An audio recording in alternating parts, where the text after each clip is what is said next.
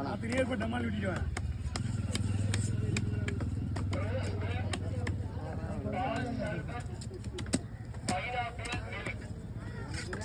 ஒன்றும் இல்லை, இப்போ இந்த தண்ணி அப்படி கடமோனோட வருதியாயோ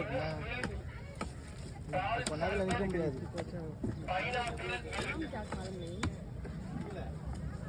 இதில் இப்படி வந்து இதில் போகும்.